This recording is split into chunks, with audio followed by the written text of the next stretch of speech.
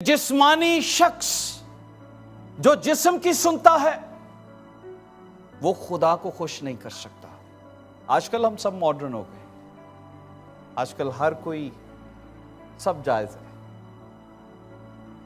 Bible मुकद्दस में लिखा है क्योंकि जिस्म रूह के खिलाफ ख्वाहिश करता है और रूह जिस्म के खिलाफ। गौर कीजिए, दोनों एक दूसरे के मुतजाद हैं। मेरी बॉडी में जिस्म भी है और रूह भी।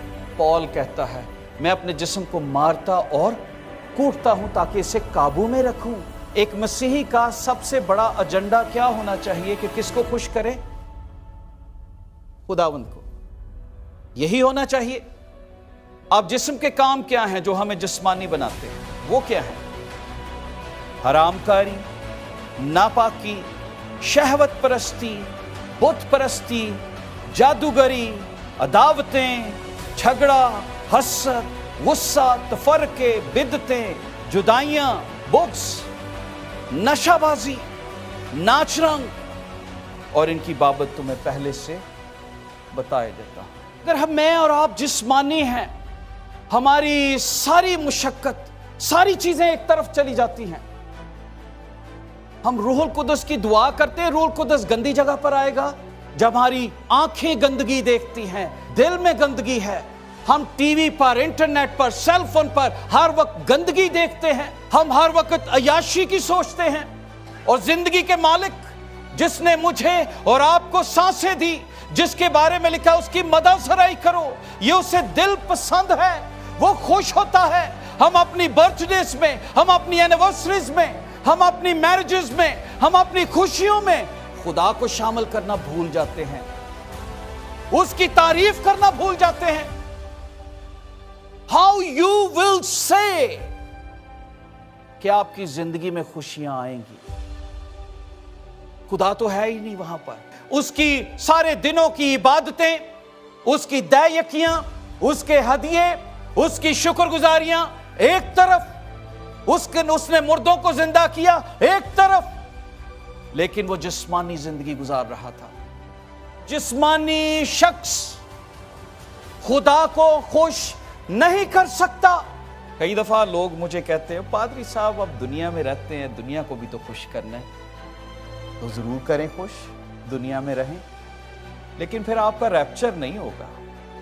You will remain in the world. और जो दुनिया में रहते हैं, आप उसी जगह पर रहेंगे जहां पर दुनिया जाएगी। लेकिन अगर आप दुनिया के नहीं हैं, आप अपने आप को परदेसी और मुसाफिर समझते हैं, आप ये सोचते हैं कि आपका ठिकाना इस दुनिया में नहीं है, देन यू विल थिंक जिस खुदा की हुजूरी में मैंने रहना है, क्या मैं उसे अपने कारोबार से, अपनी जिंदगी से खुश कर रहा हूं या नहीं कर रहा?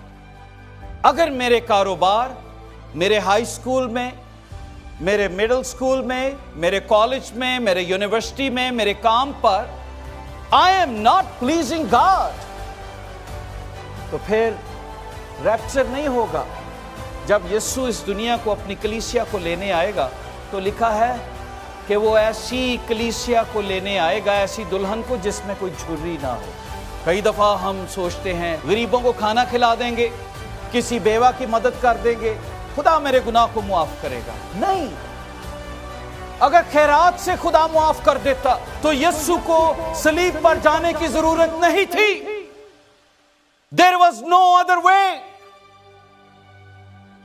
क्योंकि मेरा और आपका खुदा पाक है, वो पाकीज़गी को पसंद करता है, उसकी पाकीज़गी का स्टैंडर्ड बहुत हाई है, और उसने अपने स्टैंडर्ड को पूरा करने के लिए कोई और कुर्बानी उसके सामने ठहर नहीं सकती थी। कोई बर्रा, कोई बछड़ा, चांद लम्हे के लिए हम पाक होते, फिर गुनहगार हो जाते, लेकिन एक वाहिद कुर्बानी की जरूरत थी जो बेअब है, जो पाक है। और वो कुर्बानी सिर्फ आसमानों पर थी, वो कुर्बानी खुदा से निकली, और उस कुर्बानी का नाम इकलौता बेटा था। खुदा ने अपनी पाकीज़गी का स्टैंडर्ड पूरा करने के लिए अपने बेटे को कुर्बान कर दिया।